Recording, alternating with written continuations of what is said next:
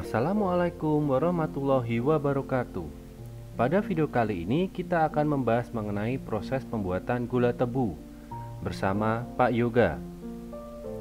Berikut diagram alir proses pembuatan gula tebu. Proses diawali dari batang tebu yang diangkut menggunakan truk dan kemudian ditransportasikan menuju ke turntable.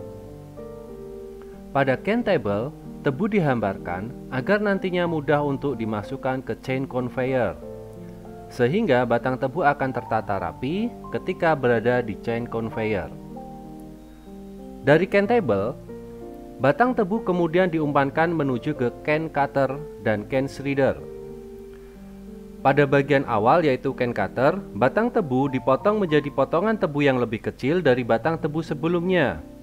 Setelahnya, batang tebu yang pendek diumpankan ke can shredder.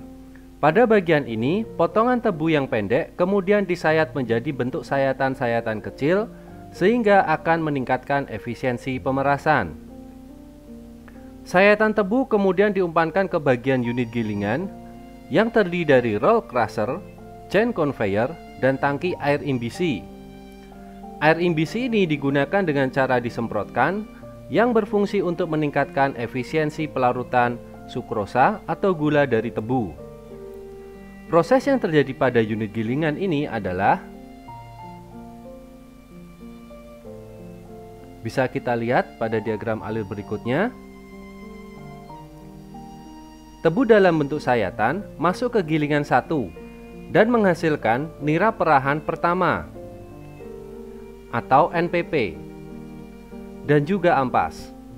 Ampas gilingan 1 kemudian diumpankan ke gilingan 2. Ampas sebelum masuk ke gilingan 2 ditambahkan air imbisi dari nira perahan gilingan 3. Nira hasil perahan dari gilingan 2 ini disebut sebagai nira perahan lanjut atau NPL. Ampas dari gilingan 2 kemudian diumpankan menuju ke gilingan 3. Ampas sebelum masuk ke gilingan 3 ditambahkan air imbisi dari nira perahan gilingan 4. Nira hasil perahan dari gilingan 3 ini kemudian diumpankan ke gilingan 2 sebagai air imbisi, dan ampas dari gilingan 3 kemudian diumpankan menuju ke gilingan 4. Ampas dari gilingan 4 kemudian ditambahkan air imbisi dari tangki air imbisi yang bersuhu 60 hingga 70 derajat Celcius. Nira yang dihasilkan dari gilingan 4 kemudian diumpankan ke gilingan 3 sebagai air imbisi. Dari gilingan 4 didapatkan ampas atau bagase yang kemudian dimanfaatkan sebagai bahan bakar untuk boiler. Proses ini berjalan berulang-ulang sehingga didapatkan NPP dan NPL yang cukup kemudian dialirkan menuju ke DMS screen untuk dipisahkan dari serat-serat tebu yang masih terikut, kemudian disimpan pada tangki penampungan nira. Nira yang dihasilkan dari proses pengepresan disebut sebagai nira mentah. Kita kembali ke diagram alir sebelumnya. Nira mentah dari tangki nira kemudian dipompakan menuju ke tahap pemurnian awal.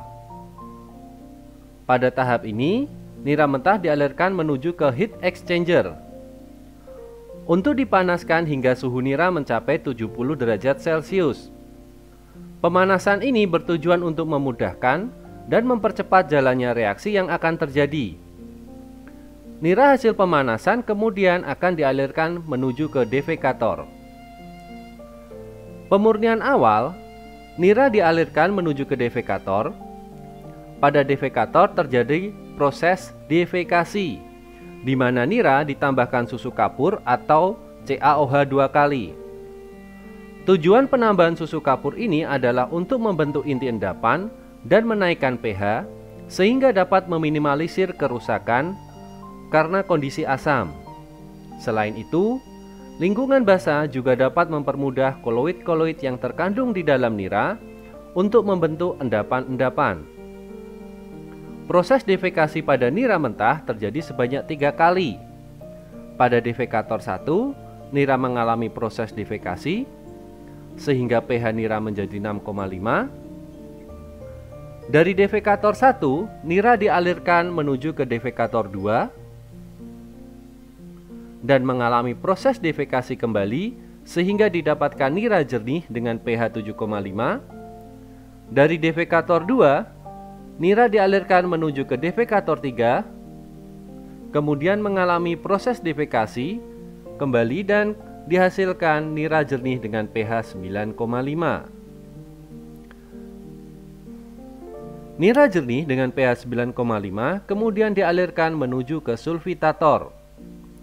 Pada sulfitator dialirkan gas SO2 bertujuan untuk menetralkan kelebihan susu kapur atau CaOH 2 kali sehingga didapatkan nira jernih dengan pH 7 hingga 7,72. Proses sulfitasi ini dilakukan karena jika nira tetap dalam suasana basah, nira akan berwarna coklat yang berdampak pada hasil akhir gula yang kemerahan. Warna coklat ini terbentuk karena pada nira terdapat glukosa yang akan rusak pada pH di atas 7,8.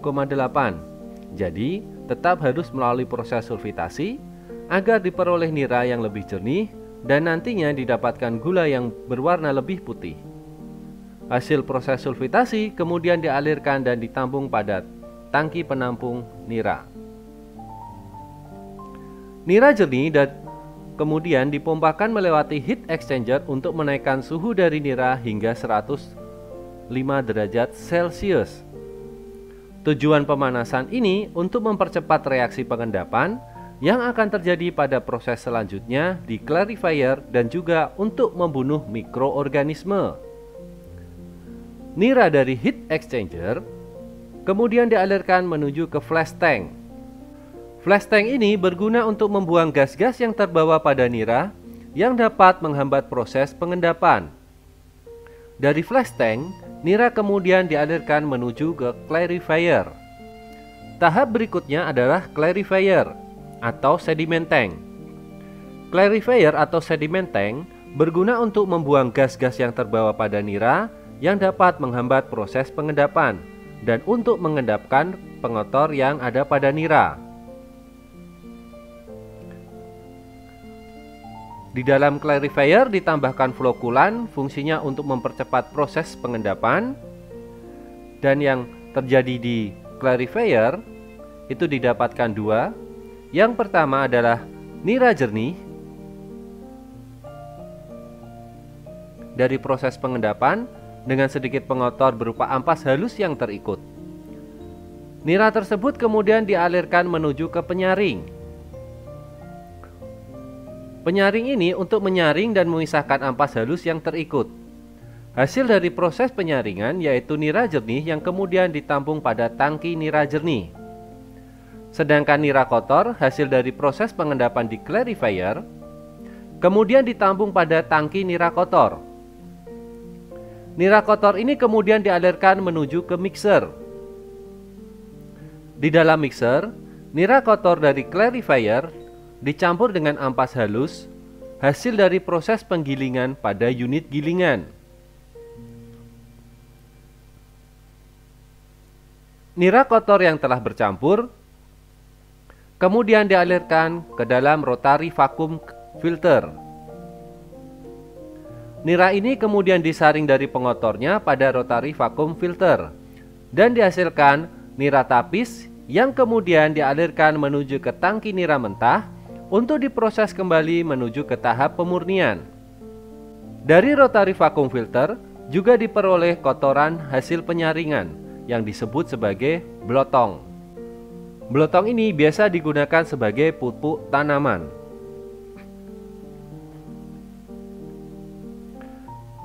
Kembali lagi pada nira jernih.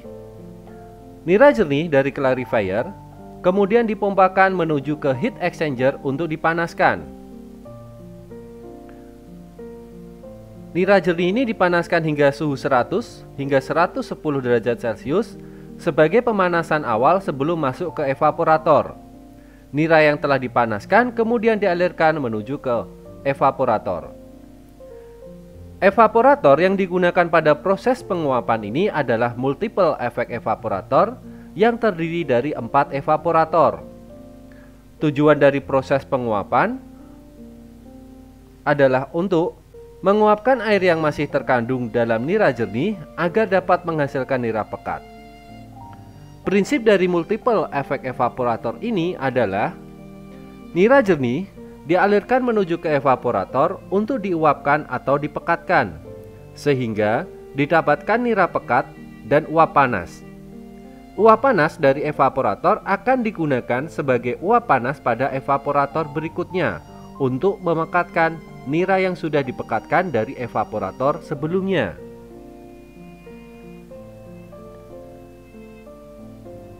Jadi, evaporator pertama menghasilkan uap panas dan nira pekat kemudian dialirkan ke evaporator kedua.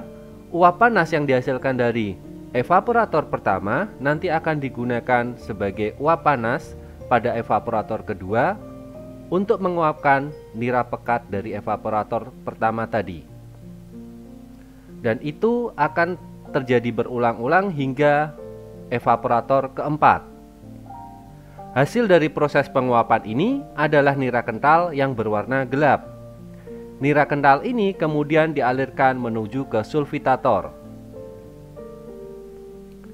Sulfitator yang kedua ini bertujuan untuk memucatkan warna dari nira kental, sehingga nantinya warna gula yang dihasilkan akan berwarna putih bersih. Proses pemucatan ini menggunakan gas belerang oksida yang dialirkan ke dalam sulfitator. Hasil dari proses sulfitasi ini kemudian ditampung di dalam tangki nira tersulfitir. Dari tangki ini, nira kemudian dialirkan menuju ke pan evaporator untuk dikristalkan melalui proses kristalisasi. Proses kristalisasi ini bertujuan untuk mengkristalkan larutan gula pekat atau nira kental menjadi kristal sukrosa atau kristal gula. Pan evaporator pada proses ini berfungsi untuk meningkatkan konsentrasi sukrosa hingga lewat jenuh dan memperbesar inti dari kristal sukrosa. Nira kental pada pan evaporator mengalami beberapa proses, yaitu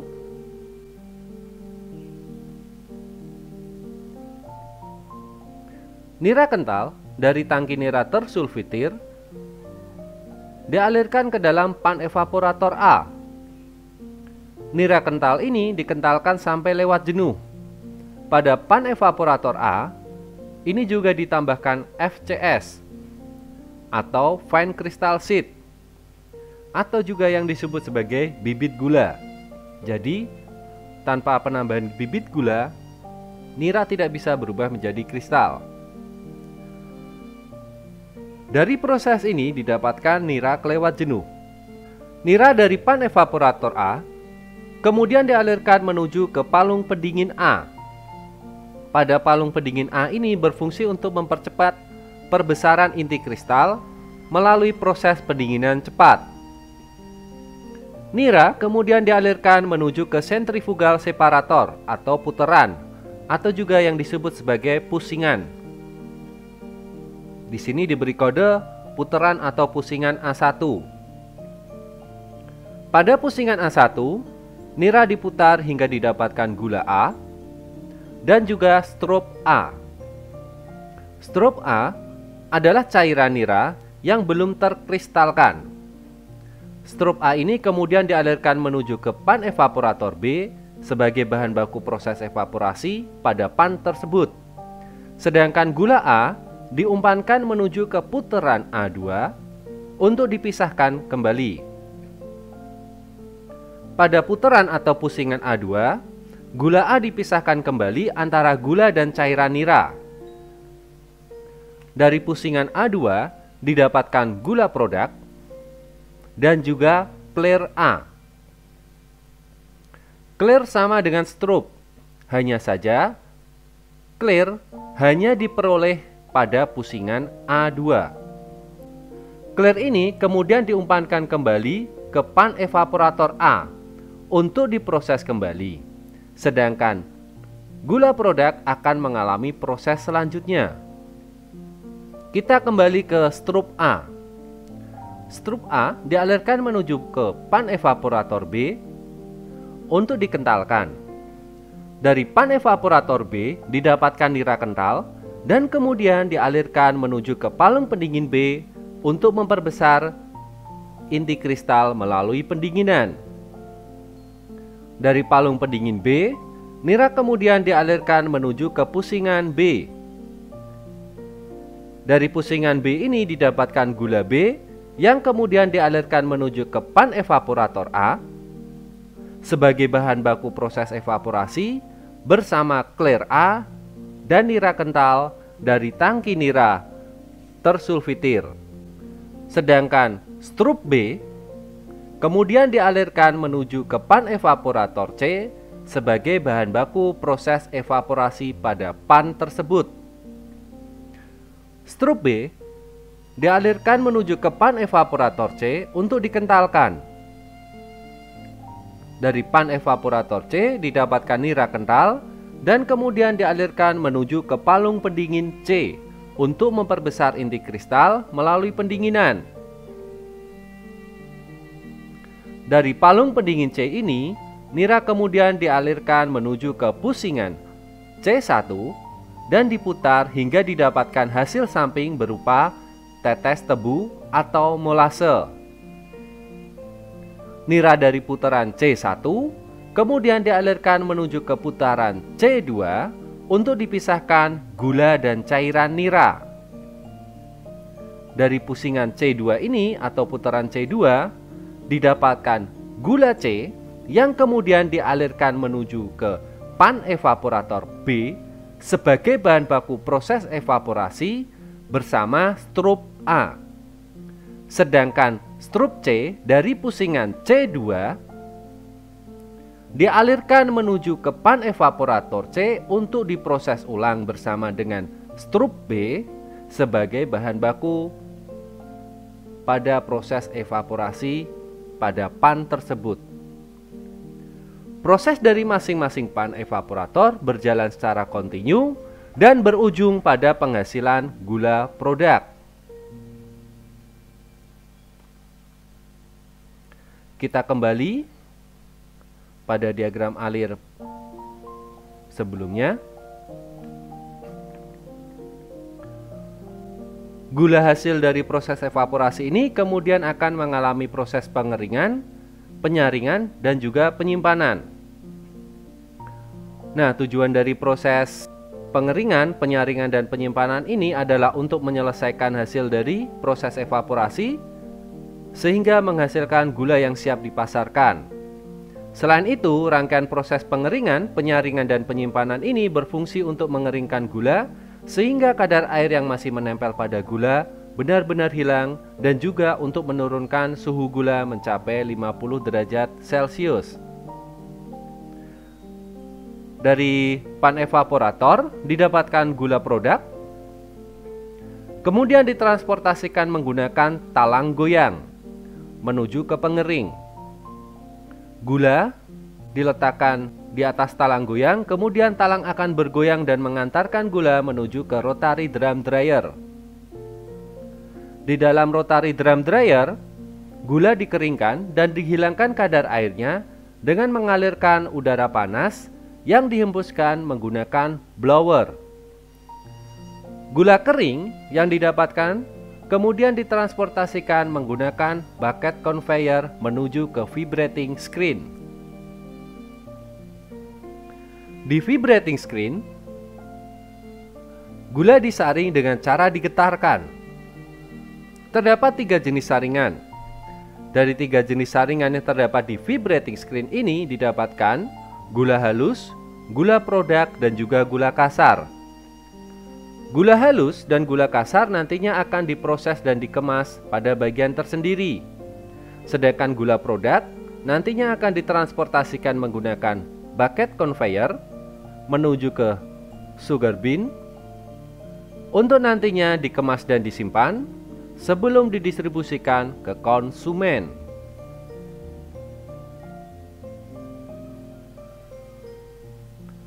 Sekian penjelasan Pak Yoga mengenai diagram alir proses pembuatan gula tebu. Semoga bermanfaat. Terima kasih. Wassalamualaikum warahmatullahi wabarakatuh.